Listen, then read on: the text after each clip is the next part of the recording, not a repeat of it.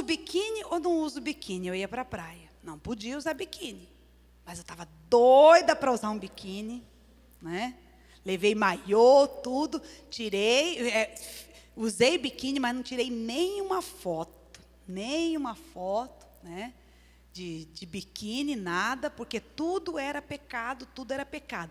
Na praia você não ficava à vontade, porque parece que Deus tinha colocado os diáconos lá, me cuidando, as irmãs me cuidando, né?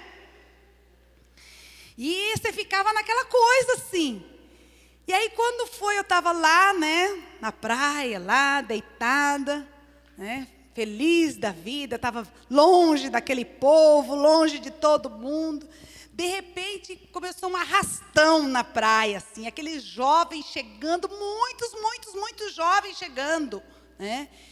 E eu falei, meu Deus do céu, o que é isso que está acontecendo? Todos de camiseta, as meninas, né, de bermuda, de boné, e eles sorridentes, alegres, felizes, entregando mais lá um folheto, convite. Olha, à noite nós vamos ter um louvorzão aqui no calçadão, vem aqui e tal. E quando eu olhei aqui, eu falei, meu Deus, esse negócio parece coisa de crente, né? Mas essas meninas estão tudo de bermuda, essas meninas, será que são crentes mesmo? Eu falei, vamos lá à noite para ver se esse negócio é coisa de crente. Gente, quando eu cheguei lá, eu não queria mais ir embora daquele lugar. Meu Deus, ali eu tive os primeiros acessos a esses louvores diferentes. Era a época do Koinonia, começo de Alda Célia, de Ludmila Feber, que era o Koinonia, que era aquele Ademar de Campos, Azaf Borba, aquelas músicas, meu Deus do céu. Eu falei, meu Deus, que coisa linda! Eu fiquei e falei, Jesus, é isso que eu quero para a minha vida, é isso que eu quero para a minha vida, é desse jeito que eu quero ser crente. E aí eu falei, chegar lá em Campo Grande, eu vou procurar uma outra igreja.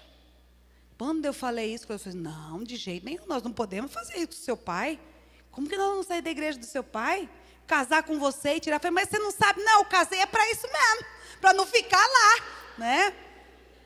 E aí voltamos.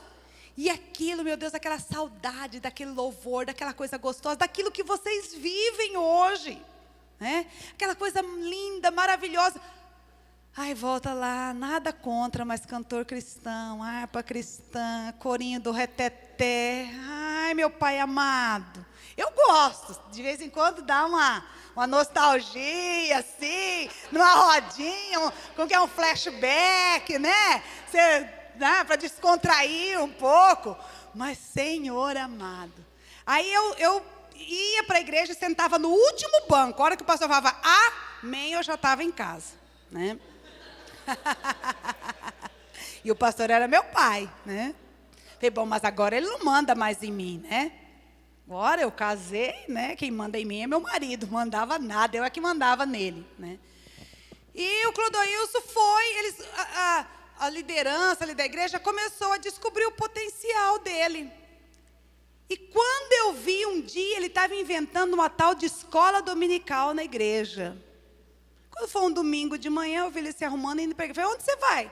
Eu vou para a igreja, me deram uma sala lá para eu ensinar a Bíblia. Eu falei, o quê? Para com isso, eu não casei com você para você se enfiar na igreja, não. Larga a mão disso, eu não quero saber disso. Não, eu só vou dar aula, né? E assim foi. Quando eu vi, daqui uns dias o nome dele estava lá numa relação para ele ser diácono. Falei, pelo amor de Deus, agora eu vou dormir com o inimigo, né? Foi outra briga. Quanto mais eu tentava tirar ele, mas, na verdade, eu não estava querendo tirar ele de Jesus, eu queria tirar ele daquela religiosidade, porque, na verdade, ele não conhecia o tanto que eu conhecia aquilo ali, né? E ele foi se envolvendo cada vez mais, e eu me endurecendo cada vez mais. Ao ponto de eu não passar mais a roupa dele para ele ir para a igreja, de não fazer mais a comida dele para ele ir para a igreja. E falar declaradamente, eu não quero isso para você. Hoje eles tinham um dia diácono, amanhã presbítero, daqui um dia pastor. E eu não quero isso para mim. Eu não quero a minha vida. Eu projetei outra coisa. Isso é um inferno. Ser pastor, ser filho de pastor, mulher de pastor, pelo amor de Deus. Para com, não, meu amor, não vou ser pastor, não. Nem eu quero saber disso, não. Mas não teve jeito, né? Foi ungida presbítero, eu fui lá, briguei com o meu pai, quase avancei no meu pai, né? Fiquei de mal do meu pai porque ungiu ele a diácono, né? Fui daqui para presbítero, é um pulinho só, né? E começaram as brigas em casa. Ele não brigava. Ele saía e me deixava gritando e falando sozinha, né? Teve um dia que eu fiquei tão perturbada, que esse dia eu perguntei para ele, meu amor, qual será que era a minha intenção de pegar uma faca para você, hein? Porque eu peguei uma faca para ele e fui para cima dele. Você sabe o que ele fez? Ele subiu em cima da casa. E eu não sei também por que ele subiu em cima da casa, mas ele subiu em cima da casa. E me trancou dentro do quarto. Lógico, me deixou trancada dentro do quarto e subiu dentro da casa. Subiu no telhado, né? E eu, nisso, já tinha manifestado demônios na minha vida, porque já entrou o espírito de ira, de revolta, de rebeldia, porque tudo isso é demônio na vida da gente, né? Tudo isso é ressentimento, mágoa, falta de perdão, trauma. Então eu estava assim, encapetada, né? Estava possuída mesmo. E meu pai, cada vez dando mais responsabilidades para ele na igreja. E ele, feliz da vida, ia para a igreja. Chegava tarde, pegava a Bíblia dele, pegava uma sacolinha com a roupa amassada e ia embora. Eu falava assim, bom, ele de certo passa na casa da minha mãe, e a empregada da minha mãe, a secretária da minha mãe, que era minha amiga, que morava lá com a minha mãe, é puxa-saco dele, né? Deve estar passando as roupas dele para ele poder ir para a igreja. E ele voltava, e eu em casa, emburrada, empacada, não ia com ele para a igreja, não. Ele ia sozinho, eu só ia de domingo. Eu era domingueira. E assim mesmo, sabe, ia empurrada, porque tinha que ir. E ele ia com a sacolinha de roupa toda amassada e voltava todo bonitinho, passadinho, né? E eu pensando, não, deve ser a Maria que está passando a roupa dele. Um dia, eu perguntei, Maria, o Clodoilson tem passado aqui antes de ir para o culto? Clodoilson faz muito tempo que não passa aqui. Por quê? Eu falei, não, eu achei que ele estava passando todo dia. Não, não passa aqui não. Eu falei, meu Deus, quem que está passando a roupa dele então, hein? Será que a irmã lá, a zeladora da igreja? Também não era. Eu falei, onde que ele está passando? Aí eu coloquei uma detetive, né? Coloquei uma pessoa para sondar onde é que ele ia, onde é que ele passava antes do culto, né? E aí nós temos, até hoje, são os nossos amigos, né? Uma casa do lado da igreja, a igreja era numa esquina, a casa na outra esquina, que eram dos nossos amigos da época de juventude, de tocar violão, de tomar tereré, né? Eram mais ou menos uns 3 rapazes e uma moça, que era a minha amiga na época de juventude, mas quando a gente casa, a gente tem umas certas bobeiras de ir excluindo umas pessoas, e tem umas que tem que excluir mesmo, né?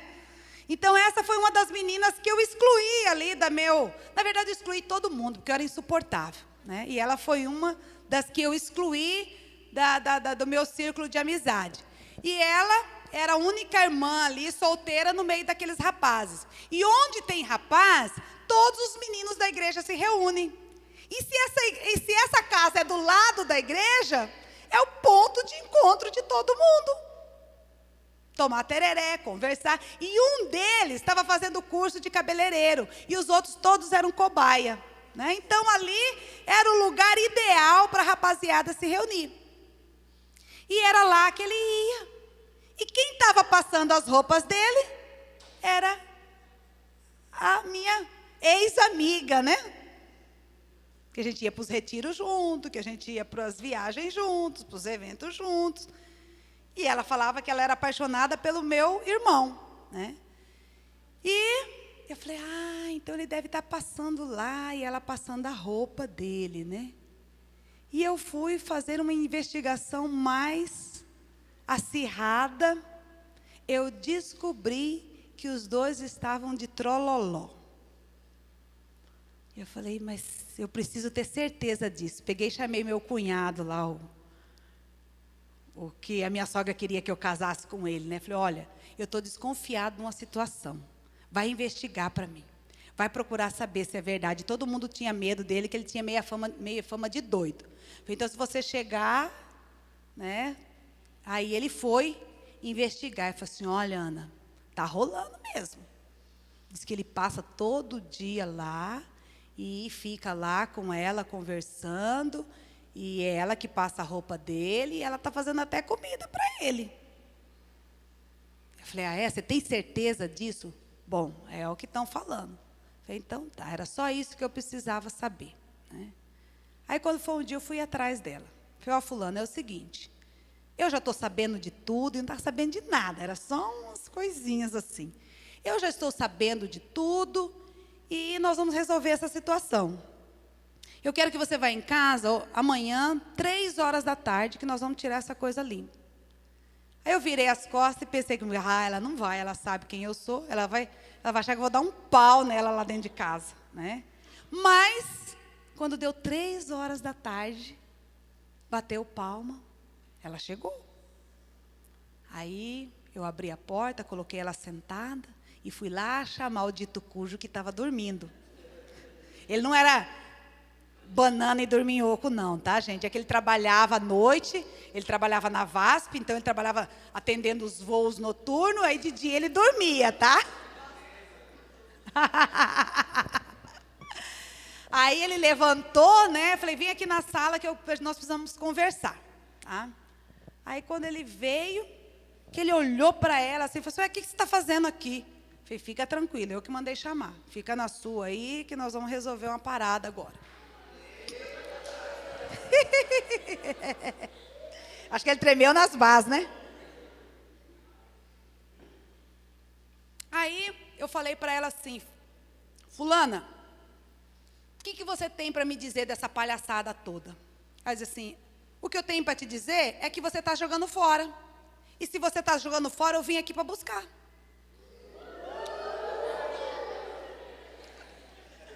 Se você está jogando fora, eu quero. Meu nariz que estava empinado fez né? Aí eu falei para ele, e você? O que você tem para dizer? Porque eu já estava tudo esquematizado, gente. Eu ia embora. Era tudo o que eu queria. Eu ia morar em Copacabana. Ia ser garota de Ipanema, com essa cinturinha fina, né? Já tinha um esquema, ia morar com a prima da minha mãe, que não teve filha, só tinha filho. E era encantada por mim, até hoje, né? Então já estava tudo esquematizado, né? Ele vai ser feliz com ela e eu vou ser feliz. Vou viver minha vida. Fiz tudo direitinho, casei como meu pai queria, saí de casa, não deu certo o casamento, não vou encher a paciência de ninguém, vou embora viver minha vida.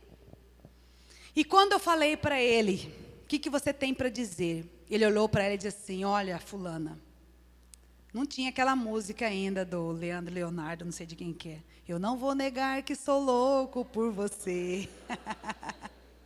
Ele disse para ela, não vou negar que eu estou apaixonado por você.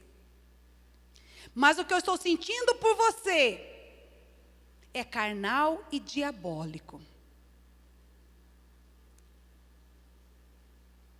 Não tem esperança para você. Eu nunca dei esperança para você, apesar de estar apaixonado por você. Eu casei com a Ana diante de Deus, eu tenho uma aliança com ela, até que a morte nos separe. Se ela morrer ou se eu morrer, estamos livres dessa aliança. Gente, ali caiu a minha ficha. Ali eu vi com o homem de Deus que eu casei. Deus está procurando jovens assim, aqui neste lugar. Com esse comprometimento, com esta aliança. Ele tinha tudo para dar um chute bem dado em mim. Tinha tudo. Eu era chata, eu era insuportável. Eu não me suportava. Eu não me suportava. Eu não me conhecia, eu não sabia quem eu era. Eu não tinha uma identidade. A gente normal, mulher normal, tranquilinha, os homens não sabem às vezes como lidar. eu vi que eu casei com um homem de Deus. E eu falo assim, que um dia eu perguntei para ele, quem ocupava o primeiro lugar no coração dele? Ele disse, Jesus. Eu fiquei brava, eu não gostei. Mas graças a Deus, que Jesus ocupa o primeiro lugar no coração dele. Porque senão eu não estaria aqui, né? E ali, gente, ela foi embora. E eu, naquele cabelão comprido, não podia depilar as axilas, não podia depilar a perna, nada, não podia passar um batom, não podia. No dia do meu casamento, me maquiaram, quando meu pai chegou para me pegar, tira tudo, porque eu não vou entrar com você na igreja desse jeito. Gente, isso traumatiza ou não traumatiza uma noiva? Já pensou? Tira tudo, porque eu não vou entrar com você assim, não. Sabe o que é uma noiva? Olhar no espelho, limpar tudo e entrar assim. As fotos eu estou brilhando, reluzindo, né? Porque sem nada aquilo suava, né? E aí, ela foi embora. E eu falei, meu Deus do céu, eu achei que eu estava prestes a ser livre. E agora? O que eu vou fazer? O homem não quer largar de mim. Naquela hora, eu não sei o que aconteceu. Algo sobrenatural de Deus começou a nascer, começou a brotar dentro de mim. E eu comecei a olhar o Clodoilson de uma maneira diferente. Não apenas algo de atração. Por isso que eu falo que as coisas de Deus nascem no Espírito. E ali começou a nascer algo no nosso espírito, no meu espírito. Só que ele estava apaixonado por ela. E todos os dias, 5 horas da tarde, que era o horário que eles se encontravam, ele queimava de febre de paixão. Hoje eu pergunto, como que eu aguentei tudo isso? Não sei. Foi a graça de Deus na minha vida. Aí cumpriu-se aquele ditado que diz, boca no pó, joelho no chão e barriga vazia. Aí eu fui para os pés do Senhor, eu falei, Senhor, se não tem saída para mim, essa situação tem que resolver. Eu tenho que amar o meu marido, o Senhor tem que restaurar esse sentimento dele por mim, e essa menina tem que desaparecer. Se o Senhor quiser até levar, pode levar.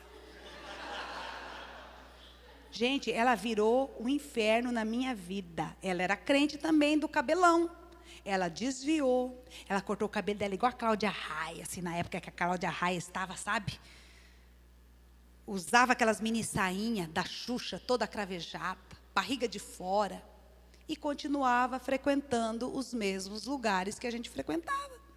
E a minha sogra ainda dava uma forcinha. Que eu morava na casa da frente, minha cunhada morava na casa do fundo. Eles convidavam ela para ir lá na casa da minha cunhada e chamavam o abençoado para ir lá também, comer o bolinho, tomar o cafezinho. E eu sabendo de tudo que estava acontecendo lá. Eu falava, Deus, por que eu estou suportando isso? Eu não preciso disso. Eu não mereço isso. Eu posso ir embora. Eu posso largar, dar um chute nisso tudo e ir embora. Mas algo já tinha prendido o meu coração. Algo já tinha me segurado. E eu não sabia exatamente o que era. E Deus começou a falar comigo, Ana, eu tenho um plano na sua vida. Eu quero você para mim. Eu quero que você deixe eu fazer com você o que eu quero fazer. E eu falava, Deus, eu não quero que o Senhor faça comigo o que o Senhor quer fazer. Eu quero fazer da minha vida o que eu quiser fazer. Então, continua assim, Ana. Continua assim. Mas um dia eu me rendi. Disse, Senhor, eis-me aqui. Cumpra-se em mim a tua vontade. Se o Senhor quiser que meu marido seja pastor, que ele seja pastor. Se o Senhor quiser também que eu seja, eu vou ser também. Mas o Senhor tem que matar essa Ana Lúcia que está aqui dentro. Porque essa vai acabar com todas as ovelhas que aparecer na frente dela. Isso aqui é mais um lobo do que um pastor, né? E assim eu fui me rendendo ao chamado. E Deus foi falando para que eu começasse a orar e abençoar essa menina. Eu falava, o quê? Ruim, hein? Eu quero que essa desgraçada morra seca e arreganhada. É isso que eu quero. Essa mesma espontaneidade, liberdade que eu tenho hoje para as coisas boas, eu tinha para as coisas negativas, viu, gente? A boca abria e a sepultura, né? E Deus, e parece que Deus ficava só olhando para mim e rindo, sabe? Só olhando e rindo. E eu acho que às vezes ele já devia pensar assim: eu sei dos seus traumas, eu sei das suas feridas, eu sei das suas dores, eu posso curar tudo isso, mas você é muito dura, você precisa se render. Você precisa se render. E eu fui dizendo: tá bom, Senhor, eu me rendo. Não tinha o pastor Cirilo ainda, mas eu me rendo, né? Eu aceito o chamado do Senhor na vida do meu marido, né? E com 3 anos, depois de 3 anos, eu fui sentindo que as coisas foram voltando ao normal. 3 anos, gente, 3 anos. E nesse período, a menina estava por lá me azucrinando. E eu querendo que ela morresse seca e arreganhada. E um dia, Deus falou para mim: Ana, começa a orar por ela, para que ela se case. E tudo que eu queria era a infelicidade dela. Eu queria que ela morresse solteirona. Entende? Infeliz. Né? Porque ela falou mesmo que ela estava apaixonada por ele, que ela queria, que ela ia fazer de tudo, ela ia investir, ia mesmo. Por isso que eu falo, graças a Deus que não tinha nada de WhatsApp, de telefone, porque eu vejo mulheres hoje desesperadas, porque não conseguem controlar o celular do marido. Né? Elas entram em paranoia, elas se desesperam. Graças a Deus que não tinha nada disso, né? E essa menina começou a infernizar a minha vida. E Deus falando: ore por ela. E eu comecei a orar por ela, profetizar um casamento para ela, que ela casasse com um australiano, com um argentino, com um cubano, com um haitiano, sei lá eu quem, que levasse ela embora deste planeta, né? E de repente fiquei sabendo que ela ia se casar. E sabe quem fez o casamento dela? Meu pai. Ela se casou com um militar. Eu falei: glória a Deus. Já casou e já foi embora daqui. Eu falei: amém, glória a Deus. Cumpriu-se a promessa do Senhor na minha vida. Mas é maravilhosa demais a oração. A oração da fé é poderosa. Deus realmente ouve as nossas orações. Deus responde. Eu orei e a mulher se casou e foi embora, né? Mas vira e mexe, o Espírito Santo falava para mim: Ana, você precisa perdoar, você não perdoou. Não, Deus, Senhor, já página virada. Isso aí já está resolvido na minha vida. Já aceitei, hoje meu marido é um pastor, e já era realmente um pastor. Eu já estou ajudando ele na igreja, eu já estou, né, fazendo parte do ministério dele, já está tudo resolvido, Deus. Não tem problema aqui, já perdoei, né? Mas um dia eu fiquei sabendo que ela estava muito doente, e os médicos não descobriram o que ela tinha. Descobriu. E um dia eu estava na igreja, assim, sentada na mesa, assim, de repente, do nada, ela apareceu e perguntando por uma pessoa, e quando eu olhei assim, eu custei reconhecer, ela assustou comigo e já saiu também. Deus disse assim para mim: eu só trouxe ela aqui para você retirar a maldição que você lançou sobre a vida dela. Você queria que ela morresse seca e arreganhada. E eu quero mostrar para você o poder que há nas palavras. Eu levantei dali, fui para um porão que tinha na igreja, tive que orar, chorar, me arrepender, pedir perdão e abençoar a vida dela. Porque o traumatizado, gente, é um sepulcro. A pessoa ferida, a pessoa machucada. Por isso que hoje eu não tenho dificuldade de lidar com essas pessoas. Por quê? Porque eu fui uma pessoa assim. Eu não fui traumatizada lá fora porque abusaram de mim, porque isso, porque aquilo. Foi dentro da igreja. Todos os abusos, sofri até abuso sexual. Eu fui bulinada por gente de dentro da igreja. Por gente de dentro da igreja, de confiança dos meus pais, da minha família. Você entendeu? Isso tudo aconteceu dentro do contexto de filho de pastor, de casa de pastor, que entra todo mundo, que você chega em casa, cadê a sua cama? Tem um dormindo lá. Cadê a sua comida? Ah, o irmão que veio lá não sei de onde comeu. Você entende? Dentro de todo esse contexto. Entende? Então eu abri a boca, a minha boca era terrível. Destilava o quê? O ódio, a amargura, o ressentimento, a falta de perdão. Mas ali eu fiz meu concerto com Deus.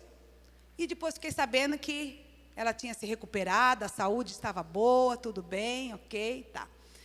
Mas Deus sempre me falava: Ana, você precisa fazer um concerto. Você precisa fazer um concerto. Você precisa perdoar. E eu tentava convencer Deus de que já estava perdoado. Que já estava tudo resolvido. Afinal de contas, as coisas estavam dando certo. O maior milagre da minha vida até então já tinha acontecido, que é eu ter conseguido sair da igreja do meu pai, que era o maior sonho da minha vida. E já estava na igreja evangélica em Campo Grande, a melhor igreja do mundo. Entende? Já estava cantando esses hinos maravilhosos, já tinha saído daquele contexto. E Deus falando sobre concerto. Eu falei: Deus, eu estou aqui numa igreja maravilhosa, aprendendo tantas coisas, não tem nada mais no meu coração. Estou livre. Pastor Danduque já orou por mim, eu já caí. Fulano já orou, já caí, já levantei. Não tem mais nada aqui. E Deus falava: tem, Ana, tem. E um dia eu falei: Senhor, eu já aprendi que eu nunca vou ganhar do Senhor. Eu já aprendi que quando o Senhor quer, o Senhor esmaga mesmo a gente. O Senhor faz caquinho, porque o Senhor já fez isso comigo. E eu sei que eu sou um vaso em construção, então eu me rendo, Senhor. Se eu preciso realmente falar com essa lambisgoia, o Senhor vai preparar. Vai ser algo assim inédito, porque eu não sei se eu vou atrás, Deus. Se o Senhor tem interesse nesse concerto, o Senhor vai proporcionar isso daí. Gente, Deus escuta as coisas, viu? Deus escuta. Porque Ele sabe quem você é. Mesmo que você vista 7 capas e se esconde em todas essas, a tua essência, Deus sabe quem é. Deus conhece você. E dentre todas essas capas que existiam, Deus sabia quem eu era. Deus sabia. Ele sabia da minha paixão por Ele, da minha paixão por Jesus. Ele sabia. E aí, quando foi um dia, eu estava fazendo compra. O pastor sai da igreja, o último que sai. Eu saio programada de casa, que terminar o culto, eu só vou ficar 5 minutinhos e já vou sair, mas não tem jeito. Quando você vê, está fechando a igreja, você está lá ainda, né? E é comum a gente fazer compra meia-noite no mercado. E graças a Deus por esses mercados que estão abrindo agora 24 horas, né? Então, logo que inaugurou o Comper ali do Jardim dos Estados, o que dava de pastor 11 horas, meia-noite, fazendo compra ali, era o ponto de encontro dos pastores, né? E um dia eu fazendo compra ali, você encontrava o pessoal da Sara Nossa Terra, você encontrava da Batista, você encontrava todo mundo ali, né? E eu fazendo compra ali, um dia, feliz da vida, estou com o meu carrinho, de repente dou de cara com quem? Com a lambisgoia, né? Aí, nossa, eu já era a pastora Ana, né? Então, já essa mulher, já sem amargura, sem ressentimento, passado por vários processos de cura, de libertação. Então, eu não podia fechar a cara porque era ela, então eu tinha que manter a postura. Oi, querida, tudo bem? Tudo, e você? Ai, que bom, revela. E aí, está morando aqui em Campo Grande? Não, e aí onde você está morando? Está morando, acho que era em Minas. Não, estou aqui agora, mudei para cá. Oh, glória. Ai, que bom. E aí eu falei, bom, vou perguntar se pelo menos ela está frequentando alguma igreja. Não que eu vou levar ela para a evangélica, só para saber se pelo menos na igreja a consciência dela está pesando, né? Aí perguntei para ela, porque no fundo eu sabia que uma hora eu ia ter que ter um tete-a-tete com ela, né? E se ela estivesse na igreja era mais fácil, né? Aí eu falei assim, e aí, você está congregando em algum lugar? Já achou uma igreja? Ah, estamos na igreja Sara Nossa Terra. E eu, meu esposo se converteu também, estamos firmes. Ai, que bom, graças a Deus, glória a Deus, passar bem, né? Aí aquela noite eu não dormi, né, gente? Nem contei para o Clodoilson, se ele viu ela também, não sei, né? Mas fui embora para casa, quieta. Levantei de madrugada, fui orar e falei, Senhor do céu, a mulher está morando aqui, e agora, Jesus? Ele falou, agora eu é que pergunto para você. E agora o que é que você vai fazer? Eu falei, Senhor, o senhor vai ter que preparar um momento para eu falar com ela. Eu não sei como, de que jeito, mas eis-me aqui. E aí, de repente, começou, né? A visão celular chegou, e o encontro é tremendo, e a Sara Nossa Terra começou a fazer o encontro, e o apóstolo pegou e pediu para que algumas mulheres da igreja fossem fazer o encontro, escolheu 12 mulheres, e dessas 12, eu era uma das 12, e a maioria todas amigas, que a gente conversava, conhecia, e, né, tudo do nosso contexto ali da igreja evangélica em Campo Grande. Aí fizemos o pré-encontro, a gente acha que sabe tudo mesmo, não quer saber de ficar naquelas aulas do pré-encontro, porque a gente faz até melhor do que eles que estão ali ministrando, né? Toda essa coisa aí, para quem já veio, né, já com conhecimento, tem que sentar ali e escutar as aulinhas do pré-encontro, que a gente chamava de aulinha. Hoje a gente sabe o valor que tem as aulas do pré-encontro, para quem está chegando, mas para a gente era a aulinha do pré-encontro, né? Fomos nas aulinhas do pré-encontro, né? E aí chegou o dia de ir para o encontro. Gente, não é a organização da nossa igreja, era um ônibus sucateado, e a mulherada ia chegando e entrando, aquele ônibus tinha mais mala do que gente, né? 100 mulheres lá na Chácara Hebron, e eu fui feliz da vida, né? Achando ruim aqueles ônibus sucateados, porque se fosse na evangélica, nós iríamos arrumar o melhor ônibus da cidade, e esse povo aqui, mas vamos, né? A gente, depois que aprende a excelência, né? Hoje em dia eu já não tenho mais isso, cada um oferece o que pode, mas padrão IECG é meio raro de encontrar, gente. E eu falo isso porque eu rodo, hein? Eu ando por aí e sei do que estou falando, né? Então, hoje em dia, eu tenho uma outra postura. Mas eu não estava 100% liberta naquela época. Então, eu via defeito em tudo, né? E aí, chegamos lá na chácara, né? E eu com a minha mala maior do que eu. Hoje, eu já não faço mais mala grande. Minha mala é pequenininha, né? E eu com aquela malona e as minhas amigas. Aí, perguntei assim... Alguém pega a mala da gente? Não. Cada um leva a mala para o quarto. Falei, tá bom. Por isso que quando implantamos o nosso encontro, falei, os homens, nós vamos arrumar um jeito de levar a mala das mulheres, porque esse negócio é muito chato, mulher ficar carregando mala, né? Então, por isso que a nossa igreja adotou esse sistema, né? Porque o negócio, meu Deus, e tinha que subir escada ainda com a mala. Aí, falei, pode deixar aqui, pode deixar, porque aqui ninguém vai mexer nessa mala, ninguém vai roubar. Falei, Senhor, a mala está parecendo as diaconisas da minha época. O tratamento já começou, né? Deus vai me curar aí dos traumas das diaconisas. Essas eram as encontreiras do meu encontro, né? Aí, deixei a mala, e quando eu vou subindo as escadas, eu olho assim, quem eu encontro? A Lambisgoia. Falei, Senhor, o Senhor está de brincadeira comigo. O Senhor trouxe a mulher aqui para fazer o encontro. Ah, não, pelo amor de Deus. Que é isso? Aí eu já estava brava com o ônibus, que não tinha conforto nenhum. Eu estava com fome, não fizeram lanchinho para a gente, que na nossa igreja tem lanchinho. Não fizeram lanchinho.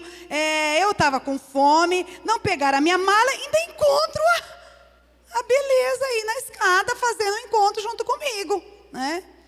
Aí vamos para a ministração, depois vocês vão comer e depois vão para o quarto. Tá bom, fui para a ministração, sentamos todas juntas, amigas, né?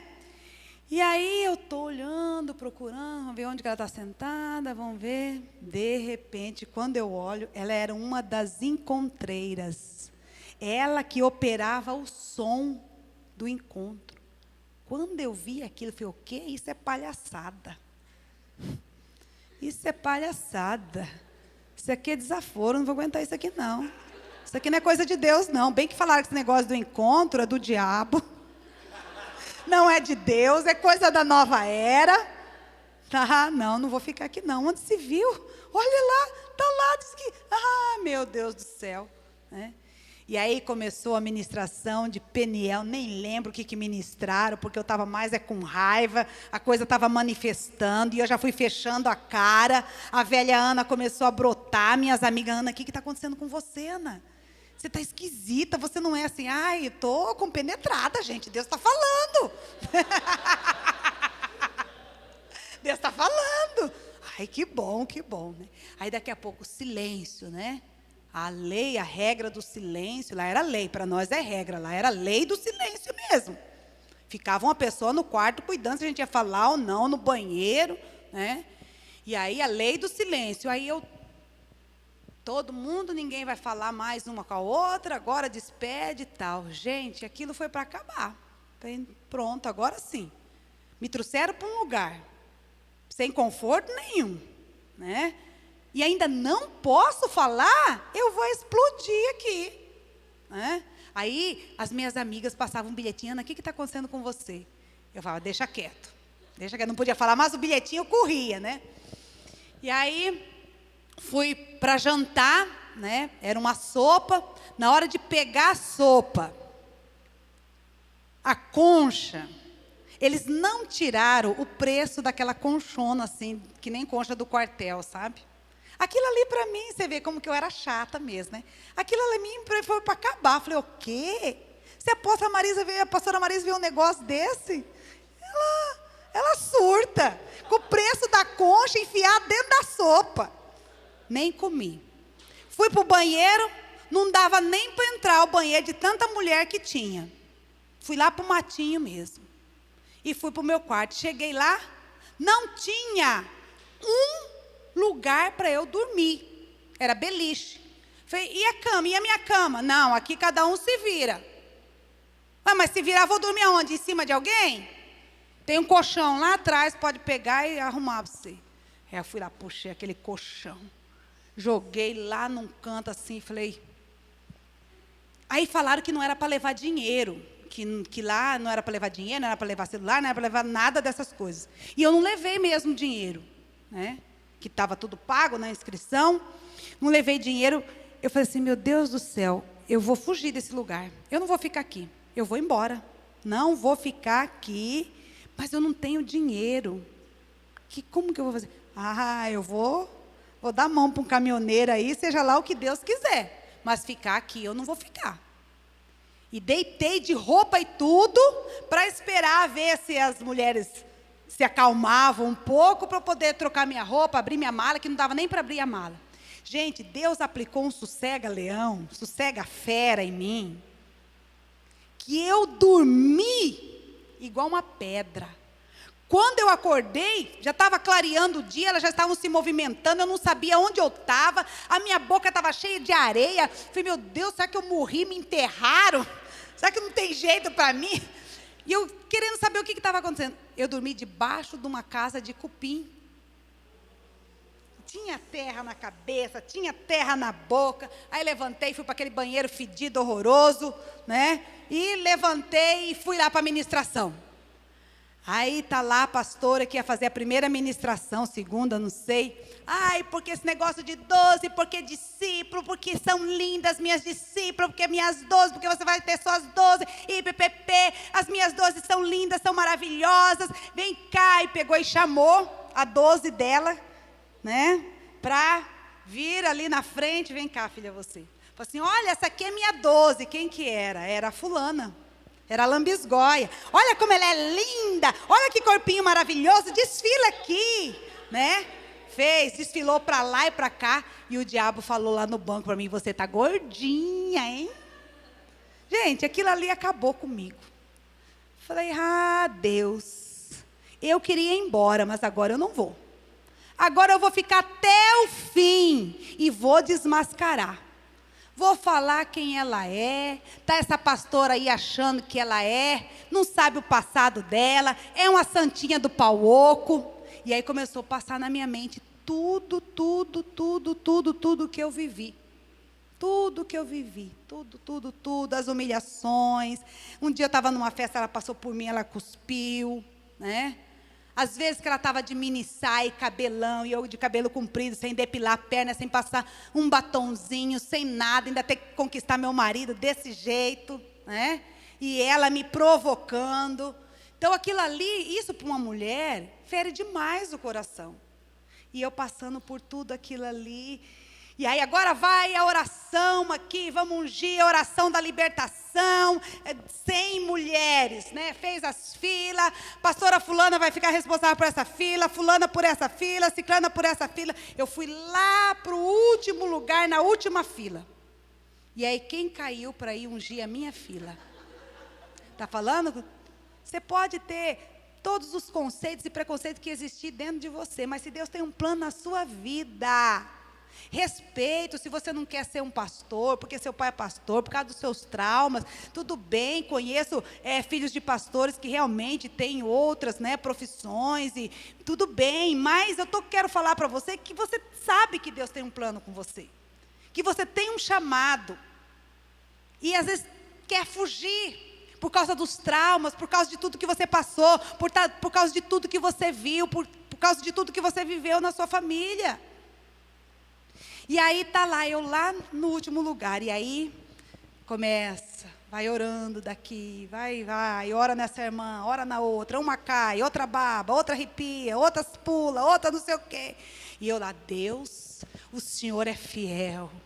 E hoje é o dia da minha vitória. A minha vitória tem sabor de mel, Senhor. É hoje, Senhor. É hoje, Senhor. A hora que ela chegar aqui, Deus, ela não vai pôr a mão na minha cabeça, porque o Senhor não vai permitir. Ela vai cair. E aí eu vou falar, você sabe o que é isso? Lá em 1900. E aí, Deus, o Senhor vai preparar uma mesa, na presença dos meus inimigos, vai ungir a minha cabeça com óleo, e o meu cálice vai transbordar. E eu fui, e vai, e vai, e vai. De repente, a anterior a mim, eu firme, Senhor, é agora, Deus. Quando chegou a vez dela orar comigo, ela olhou dentro dos meus olhos e disse assim: eu não sou digna de colocar as mãos na sua cabeça, de orar por você, enquanto você não me perdoar.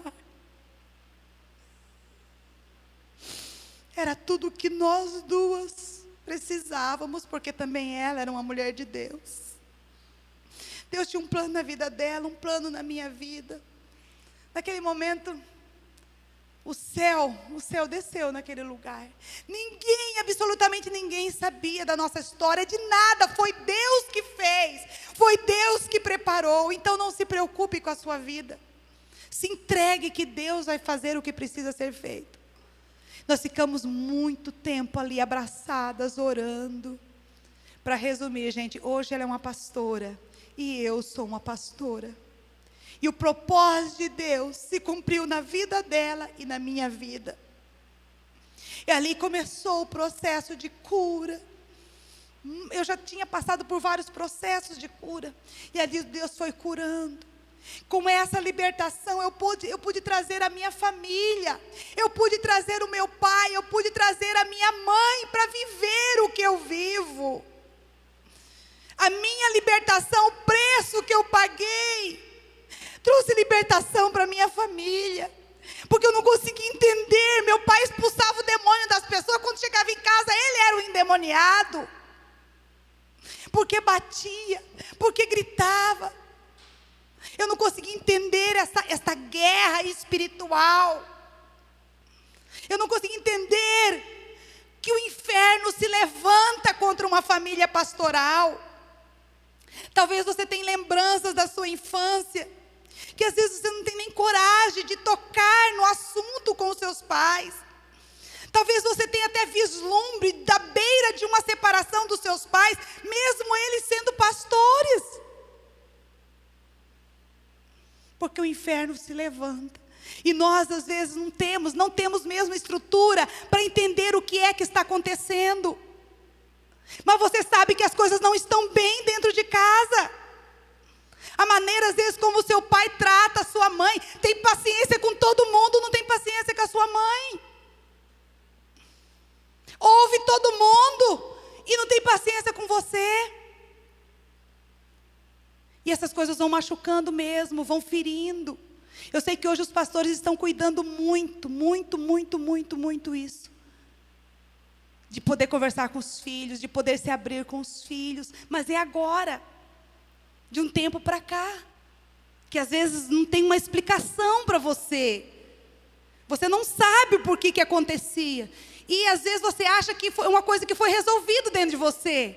Mas às vezes não foi resolvida. Às vezes não foi. Como muitas coisas que eu achava que tinha sido resolvida. O meu maior problema na minha cabeça era o meu pai. Raiva, ódio, mágoa, ressentimento. Tudo era meu pai. Era meu pai. A minha ferida se chamava pai. Essa era a minha ferida. Mas eu sabia que ele era um homem de Deus. Era inegável. Mas era muito confuso para mim. Como um homem de Deus, que todo mundo reconhece, mas fica em casa. Por que ele age assim? Por que ele faz isso? Essa é a minha história, eu não sei qual é a sua. Às vezes a revolta da sua mãe, às vezes até a rebeldia da sua mãe, certos comportamentos da sua mãe é um grito de socorro. Ou às vezes o calar dela é um sofrimento também. A doença que apareceu de repente na vida da sua mãe. Porque a gente tem que suportar tudo. E às vezes a gente não tem uma válvula de escape. Por isso que eu decidi ser a melhor amiga da minha filha. E permitir também que ela fosse minha melhor amiga. Porque eu sabia que eu precisava de alguém para um dia eu poder sentar, conversar com ela e poder mostrar para ela todas as fases que nós passamos.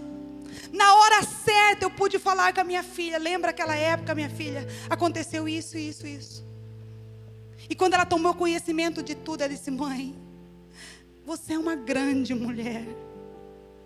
Você é uma mulher de Deus, mãe. Você é um exemplo, você é um referencial. Mas às vezes não aconteceu isso com você. Às vezes sua mãe tem até essa vontade de ser essa amiga, e que você seja essa amiga, mas nem sabe como fazer isso. Permita isso. Permita que a sua mãe seja sua melhor amiga, e que você seja a melhor amiga dela. Eu sei que para os rapazes é mais difícil, porque meu irmão tem a história dele também. Minha irmã não quis saber de Jesus, até hoje está tentando encontrar. Meu irmão descambou para o mundão velho, meu filho. Que Deus nos acuda. Deus tirou ele do inferno. Agora eu nunca quis deixar Jesus. Nunca quis. A minha liberdade não era uma liberdade para ir para o mundão, não, para beber, fumar, cheirar, saracutear, nada disso. Não era. Era para servir Jesus em liberdade. Para servir Jesus em liberdade. Essa era a minha briga. Para servir Jesus do jeito que eu imaginava. Mas os meus irmãos não. Porque eu tive um encontro com Jesus na minha infância. E aquele Jesus, ele pegou o meu coração. Aquele Jesus, ele interlaçou o meu coração com o dele. E eu nunca mais esqueci esse Jesus. E é esse Jesus que eu vivo hoje. Então o meu desafio para você, filho de pastor que está aqui, se você teve um encontro com a religião, com a religiosidade, o que vai segurar você é o seu encontro com Jesus. É a sua experiência com Jesus, que pode fazer o que quiser com você. O dia que aquele Jesus olhou para você e você olhou para Ele, você nunca mais esquece deste olhar. E foi o que me sustentou, foi o que me segurou. E a minha maior ferida era o meu pai. Eu achava que era o meu pai. Mas nós fizemos um concerto. Eu pedi perdão, ele pediu perdão, abraçou, beijou. Esse perdão foi até em público ali na igreja evangélica, o dia que ele voltou do encontro, né? E depois nós fomos gradativamente situações, nós fomos fazendo reuniões de família. Um dia ele juntou os filhos e disse assim: eu estou aqui para pedir perdão para vocês, filhos, porque eu fui um pai que exigi que vocês me honrassem. E a Bíblia diz: honra o teu pai. Mas eu esquecia da outra parte: pai, não provoqueis a ira dos seus filhos. E eu fui um pai que provoquei a ira de vocês. Eu batia e não falava porque estava batendo. Eu nunca sentei com vocês para explicar, para conversar, para dialogar com vocês. Vocês tinham que ficar quietos, de boca calada, não podiam se expressar. E isso gerou uma ira no coração de vocês. Então eu estou aqui para pedir perdão para vocês. Se vocês não me honraram como eu gostaria que vocês me honrassem, eu tinha uma necessidade de proteção, de ser protegida, eu não conseguia explicar isso. E eu sofria muito com isso. E eu orava, eu jejuava, eu pagava preço, eu virava pirueta. Se oravam para mim, eu não caía, eu me jogava. Mas eu queria ser liberta. Tinha uma coisa aqui dentro que eu não sabia o que era. Não sabia o que era. Talvez você esteja buscando isso. Algo que tem aqui dentro que você não sabe o que é, mas você sabe que não está legal com você. Não está bem com você.